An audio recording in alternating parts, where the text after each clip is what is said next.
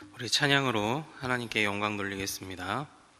찬송가 420장, 찬송가 420장, 너 성결케 위해. 찬송가 420장, 너 성결케 위해.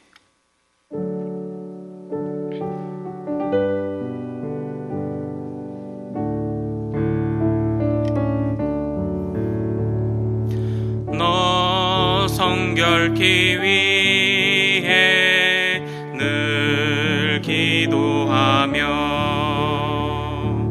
너 주 안에 있어 늘 성경 보고 온 형제들 함께 늘 사귀면서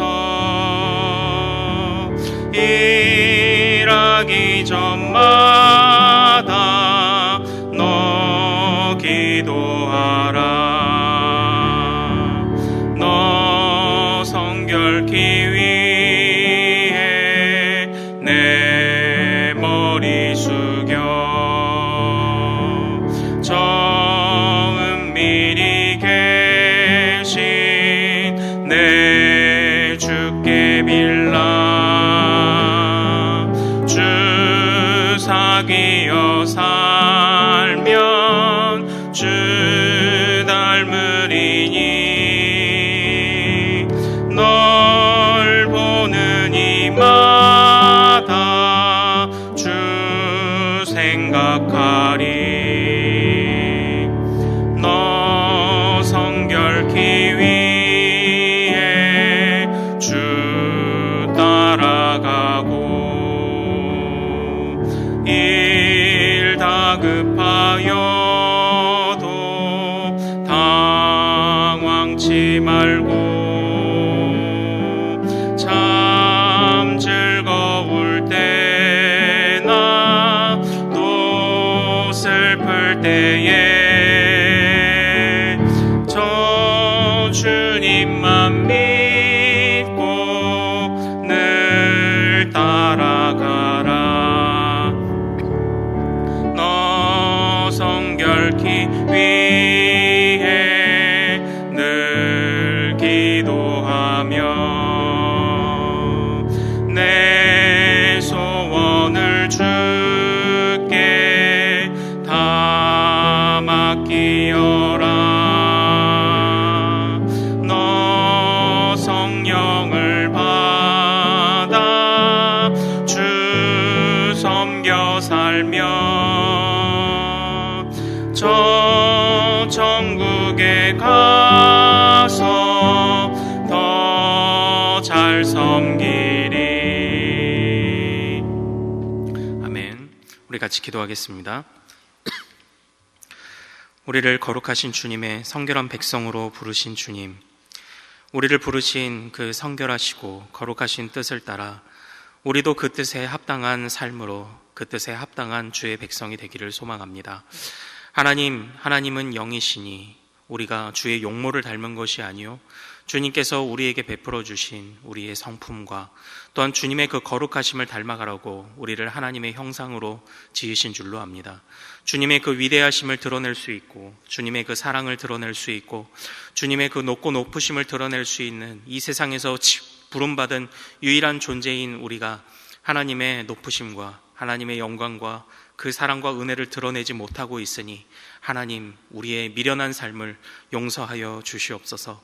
하나님, 주님 앞에서 우리 각 개인뿐만 아니라 또 주님 앞에 성결한 개인들이 모여 하나님 앞에 거룩한 공동체로 나아가기를 소망합니다. 우리 가정이, 교회가, 이 한국교회가, 이 나라가 주님 앞에 부족함 없이 서기까지 하나님의 은혜에만 철저히 기대어 살아가는 우리가 될 수 있도록 하나님 오늘의 삶을 책임져 주시옵소서. 하나님이여, 주님께서 우리에게 하시고자 하는 그 말씀들, 우리에게 주신 말씀들을 의지하며 오늘도 우리가 그 말씀 붙잡고 기도하며 또 하루를 살아갈 힘을 얻기를 원합니다. 주님께서 기억하여 주셔서 오직 우리가 그 말씀으로만 이 삶에, 오늘의 삶에 이정표를 삼게 하여 주시옵시고 오직 그 말씀을 붙잡고 그 말씀이 인도하는 대로, 그 말씀이 몽학선생되어 주님께 인도하는 대로 순종하며 아멘하며 달려갈 수 있도록 주 아버지 하나님 인도하여 주시옵소서. 오늘도 말씀과 찬양과 기도 가운데 임재하실 주님, 주님을 의지하오니 우리가 올려드리는 이 예배를 받아 주시옵시고, 우리 모든 성도의 각 개인의 기도 제목들을 가지고 주님 앞에 매달리며 마음껏 주님 앞에 기도하며 올려드릴 때에 하나님 기도 제목에 응답도 되게 하시되, 그러나 주님의 뜻대로 이루어 주시고 주님의 발걸음의 속도에 맞춰 우리가 그 길을 걸어갈 수 있게 하시고, 우리가 먼저 앞서가지도 말게 하시고 기도보다 먼저 나서지도 않는 교만한 우리 되지 않도록 하나님 인도하여 주시옵소서. 오늘도 주님께 의지하오며 우리 주 예수 그리스도의 이름으로 기도하옵나이다. 아멘. 네, 오늘 주신 하나님의 말씀은 신명기 22장 22절에서 30절까지의 말씀입니다. 신명기 22장 22절에서 30절까지의 말씀입니다.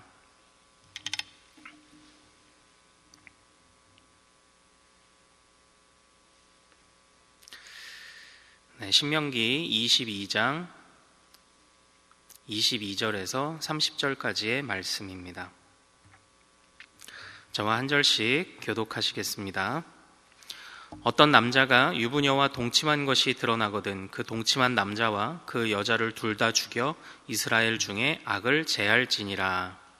자녀인 여자가 남자와 계약혼한 후에 어떤 남자가 그를 성읍 중에서 만나 동침하면 너희는 그들을 둘 다 성읍 문으로 끌어내고 그들을 돌로 쳐 죽일 것이니 그 처녀는 성 안에 있으면서도 소리 지르지 아니하였으며 그 남자는 그 이웃의 아내를 욕보였음이라. 너는 이같이 하여 너희 가운데에서 악을 제할지니라.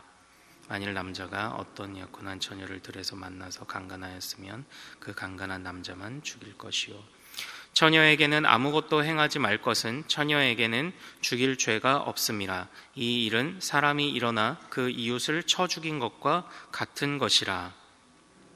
를 들에서 만난 까닭에 그 약혼한 처녀가 소리질러도 구원할 자가 없었음이라. 만일 남자가 약혼하지 아니한 처녀를 만나 그를 붙들고 동침하는 중에 그 두 사람이 발견되면 그 동침한 남자는 그 처녀의 아버지에게 은 50세겔을 주고 그 처녀를 아내로 삼을 것이라. 그가 그 처녀를 욕보였은즉 평생에 그를 버리지 못하리라. 같이요. 사람이 그의 아버지의 아내를 취하여 아버지의 하체를 드러내지 말지니라. 아멘. 네, 오늘 우리가 함께 읽은 이 말씀을 통해서요, 약자를 보호하는 거룩한 신랑이 되라, 약자를 보호하는 거룩한 신랑이 되라 라는 제목으로 말씀을 같이 나누도록 하겠습니다. 또 하나님께서 오늘 우리에게 깨달음 주실 줄로 믿습니다. 우리가 계속 신명기의 말씀을 이제 살펴보고 있잖아요. 근데 신명기가 새로운 땅, 약속의 땅으로 들어가기 전에 출애굽 2세대들에게 그들에게 어떤 삶을 살 것인지를 새롭게 명령한 그런 새로운 계명들이 아니겠습니까? 이 신명기의 말씀을 통해서 그 새롭게 내 땅에 들어가서 살아갈 때에 어떻게 살아갈 것인가에 대해서 알려주는 역할뿐만 아니라 너희의 정체성이 어떤지, 너희가 누구인지를 알려주는 게 이것이 또 신명기의 또 주요한 또 그런 또 핵심 주제일 것입니다. 그런데 이 신명기에 관해서 학자들이 다양하게 신명기의 그 의미를 이끌어내기 위해서 다양하게 접근을 해서 연구를 했습니다. 우리가 그 어린 아기들에게 야, 우리 맛있는 뭐 밥 먹자 이렇게 말하기보다는 그 우리 그 맛있는 맘마 먹을까 이렇게 아이들의 눈높이에 맞춰서 설명해 줄 때가 있잖아요.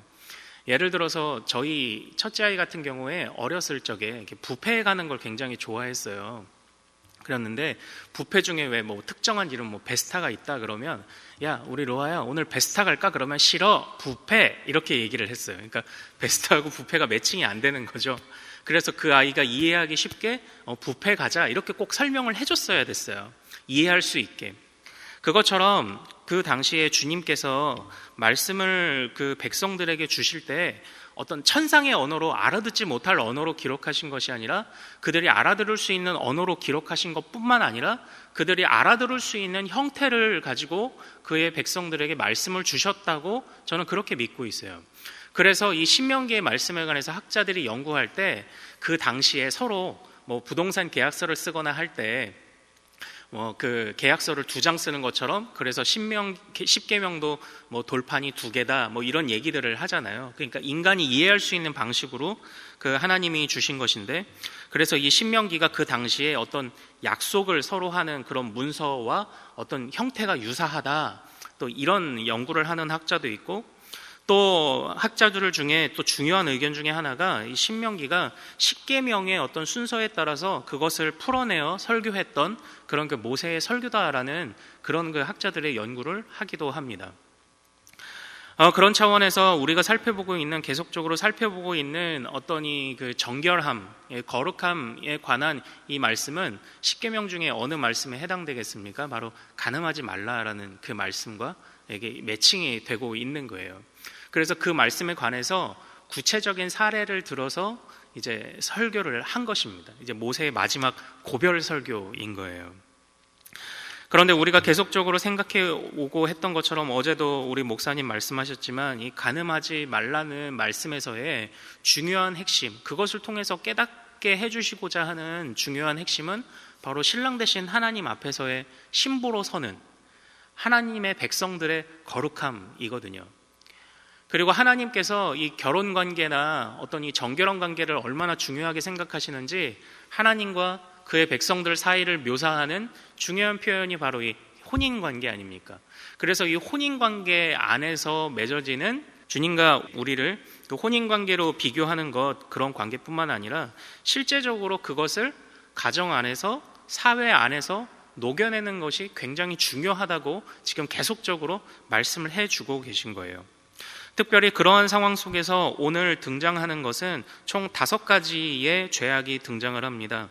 사례가 등장을 합니다. 그런데 이 5가지 사례는 대부분 어떤 그 간음 또는 강간에 관한 그러한 사례들입니다. 이 중에서 드러나지는 않지만 3가지는 분명히 어떤 그 범죄한 자를 쳐 죽일 것에 대해서 명령하고 있고요. 1가지 사례는 특정한 사례, 아직 그 약혼하지 않고 혼인하지 아니한 그 젊은 남녀가 먼저 말하자면 혼전 관계를 맺었을 때 어떻게 처리할 것인지에 관한 사례 하나, 그리고 너무나도 그 짧게 되어 있어서 그 이후에 어떻게 처리를 하는지에 관해서까지는 나오지 않지만 그 아버지의 아내를 취하였을 때, 그 당시에는 일부 다처제 문화가 있어서 아버지의 아내 중에 이제 어린 자도 있을 것이요, 아버지가 죽은 이후에 이제 이런 사례들이 없지 않았을 것이라 생각을 합니다. 그래서 이런 사례까지 총 5가지를 드러내고 있습니다. 첫 번째 사례는 바로 유부녀와 바람핀 남자에 관한 이야기입니다. 그래서 신명기 22장 22절에 어떤 남자가라고 시작을 하죠. 그런데 이 어떤 남자가라고 시작을 해서 하지만 무조건 그 남자에게만 책임을 다 지우지 않습니다. 그 남자와 유부녀가 서로 합의하에 둘이 바람을 피웠을 때는 둘 다 죽여야 된다라고 이야기를 하고 있어요. 그리고 그 다음에 23절에는 약혼이라는 표현이 등장을 하고 있는데, 그 약혼이라는 것은 그 당시에는 오늘날에 우리가 가지고 있었던 약혼의 개념과 완전히 다른 것이었다고 학자들이 이야기를 합니다. 학자들이 말하기를 그 당시의 약혼은 결혼에 완전히 버금가는 그러한 정도의 구속력을 가지고 있는 것이었습니다. 그래서 그 처녀인 여자가, 그런데 약혼한 여자가 또 다른 남자와 만나서 둘이 합의하에 관계를 가졌을 때 그들도 역시 돌로 쳐 죽여야 된다라고 이야기를 하고 있어요. 그런데 이렇게 갑자기 돌로 쳐 죽이는 것에 관해서 이거 무턱대고 죽이기만 하냐라고 생각을 할 수 있지만, 그런데 성경도 그것에 관해서 굉장히 주의 깊게 사실 다가가고 있습니다. 어떤 억울한 죽음이 되지 않도록 그 두 사람의 입장 모두를 고려하고 있는 것이 바로 이 성경이에요. 그래서 그 당시에 서로 합의가 되었는지 아니면 또 25절부터 말하는 간음이냐 강간이냐, 그 여인이 의사를 표현하였느냐 표현하지 않았느냐에 관해서 두 사람 사이에 분명한 의사를 확인하는 것이 바로 그 당시에 그래도 그 주시는 하나님의 그 말씀이었다라는 것입니다. 억울한 죽음이 되지 않도록 그렇게 좀 조심스럽게 접근했던 그런 부분인 것이죠. 그런데 이런 이야기들, 유부녀와 바람을 피웠느냐 아니면은 유부녀의 버금가는 약혼원, 정혼한 남자가 있는 여자와 바람을 폈냐 아니면은 그 여자에 대해서 의사에 상관없이 강간하였느냐, 이 모든 것은 다 이제 죽음으로 연결되고 있어요. 그런데 그 죽음을 그들에게 내려야 되는 이유를 설명을 하실 때 22절과 24절에서는 이렇게 이야기를 하고 있습니다. 너희 가운데 악을 제할지니라, 이스라엘 가운데 악을 제할지니라, 이렇게 이야기를 하고 있어요. 그러니까 지금 이 신명기 말씀에서 하나님은 어떤 한 사람과 사람, 한 가문과 가문, 집안과 집안의 어떤 그냥 범죄로서 이것을 개인의 문제로 끝내시는 것이 아니라 이것을 공동체의 문제로 인식을 하고 계셨다라는 것, 이것이 오늘 중요한 핵심이 되지 않을까라는 생각을 합니다. 바로 한 개인의 죄는 곧 공동체를 더럽히는 일이기에 공동체의 죄가 되는 거예요. 이것은 오늘 그 어떤 중동이나 이런 데 보면은 왜 명예살인 이런 게 있잖아요. 죄를 짓거나 간음한 남자를, 또는 간음한 자기의 자식들을 자식 가문의 명예를 위해서 죽인다, 이런 개념은 아닙니다. 그 알량하게 지키는 그 개인의 자존심, 가문의 자존심을 위해 그 사람을 죽여야 하는 그런 문제랑은 다른 것입니다. 이것은 하나님의 거룩한 백성, 약속하신 땅에서 하나님의 교회로 하나님의 형상들을 다 깨트리고 살았지만 이제는 그 하나님의 형상을 다시 회복시켜 주시는, 이 땅 가운데 드러날 새로운 모델로서의 가나안 땅에서 살아가는 이스라엘 백성들의 그 공동체, 그 공동체의 정결함을 지키기 위해서 주님이 이런 계명들을 지금 주신 것입니다. 그러므로 오늘날 사실 간음을 했다고 그러고 강간을 했다고 그러고 그러면은 그 사형까지 내리지 않잖아요.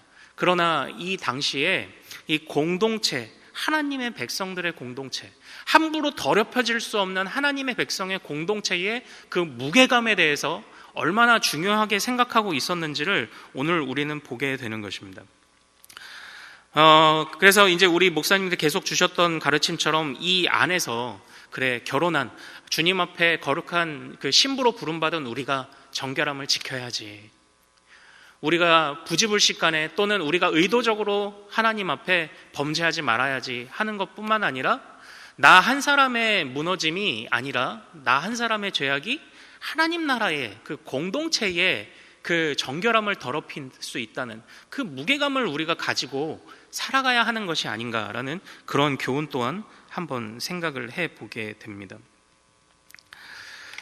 그리고 이 네 번째 사례였던 어떤 그 아직 약혼하지 않았던 그 총각과 처녀들이 그 서로 동침하게 되는 경우, 그래도 이런 경우의 사례는 조금 다릅니다. 서로 죽이지는 않습니다만, 그러나 그들을 결혼시키죠. 그래서 이 관계가, 두 사람의 이 젊은 남녀의 관계가 결혼으로 이어질 수 있도록 권면하는 차원에서, 그래서 이것은 죽음에 비하면 그래도 좀 훈훈하게 마무리가 되는 것 같지만, 그러나 결코 이것은 가볍지 않았습니다.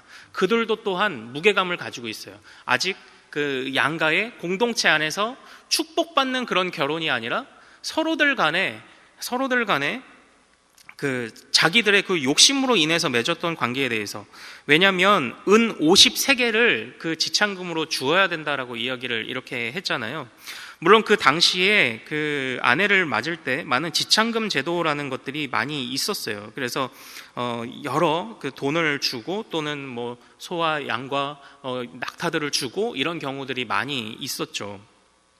그러나 이 은 50세겔이라는 것을 생각을 해보면요, 사실 세겔이라는 것은 추정하기에 11.4g 정도라고 이야기를 해요. 11.4g.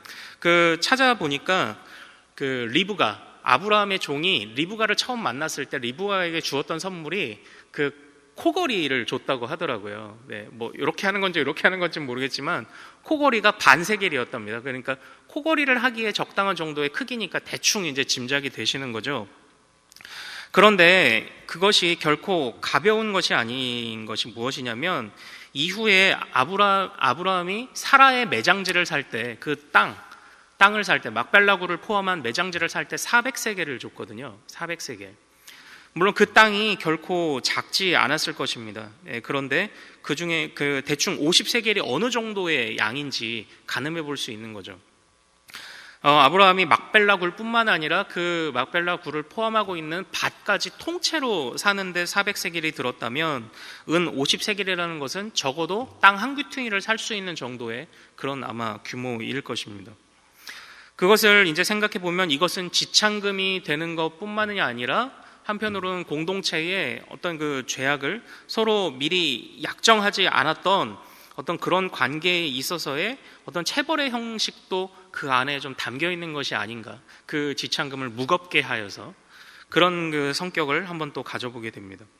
그리고 맨 마지막 등장하고 있는 사례는 완전히 이건 페류온입니다. 그 아버지의 아내를 취하여 하체를 드러내지 말라. 이것을 직역을 하면 노골적으로 그 아버지의 그 옷단을 아버지의 하체를 둘추지 말라.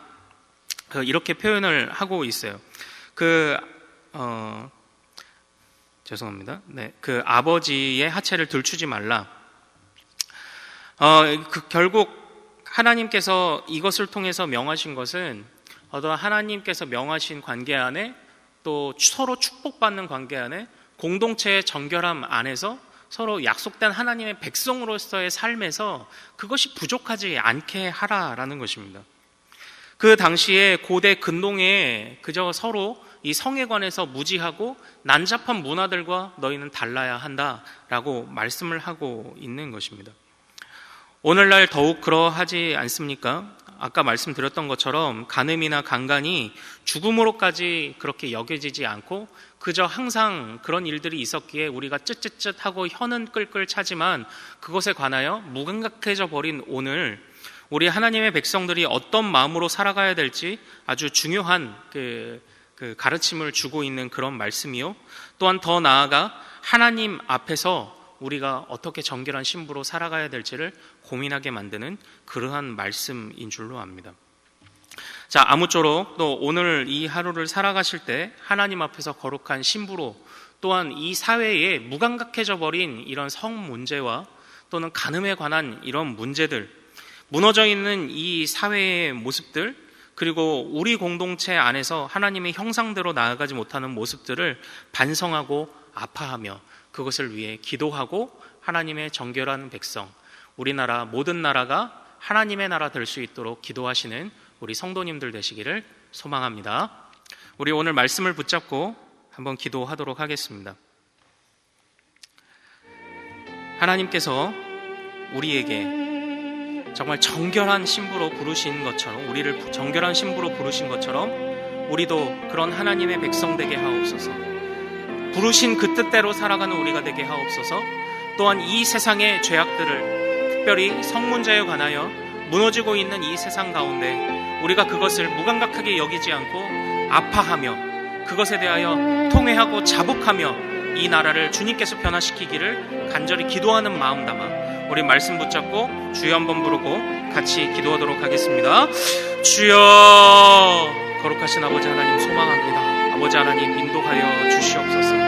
거룩하신 주님, 오늘날 정말 이 나라가, 아버지 하나님 우리 공동체가, 내 마음이 무너져 있습니다. 하나님, 주님 앞에서 거룩하고 정결한 신부로 나가고 있지 못합니다. 아버지 하나님이여, 주님께서 우리에게 하나님의 백성의 새로운 계명들을 주셨사오니 특별히 우리에게 이 모세가 설명한 것처럼, 설교한 것처럼 아버지 이 구체적인 사례들을 통하여 우리에게 주면서 정말 우리가 빠져나갈 곳이 없음을, 하나님 앞에서 우리가 피할 낯이 없음을 아버지 보여주셨으니 하나님이여, 오늘도 이 말씀 붙잡고 어느덧 무감각해져 버려서 아버지 하나님 우리 속에 아무렇지 않게 넘어가고 있는 이런 죄악의 문제들, 성에 관한 문제들을 우리가 오늘날 아버지 오늘 우리가 중요하게 붙잡고 이 말씀을 가지고 또 기도하기를 원하오나니 우리가, 이 공동체가, 우리나라가 정결한 나라 될 수 있도록 하나님 인도하여 주시옵소서. 하나님의 백성으로서 살아가는 것에 무게감을 느끼게 하여 주시옵소서. 그 책임감을 느끼는 우리들이 될 수 있도록 아버지 하나님 인도하여 주시옵소서.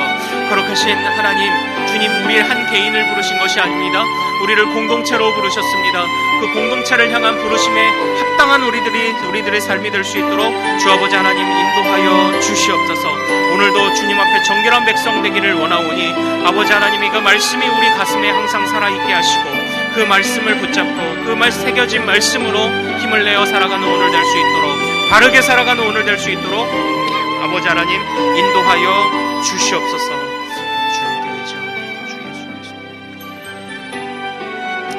오늘은 화요일입니다. 특별히 교회의 모든 양육 및 훈련 사역을 위해 기도하겠습니다.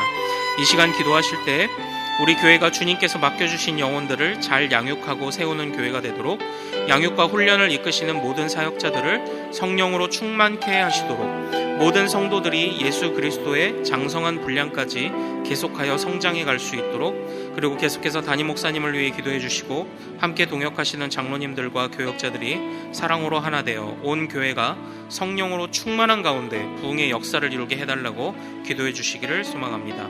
이런 기도 제목으로 합심으로 기도하신 이후에 마음껏 자유롭게 기도하시면 되겠습니다. 이 시간 저를 먼저 따라해 주십시오. 주여 생기를 부어 주옵소서. 주여 생기를 부어 주옵소서. 우리 주여 이름 크게 한번 부르고 마음껏 기도합니다. 주여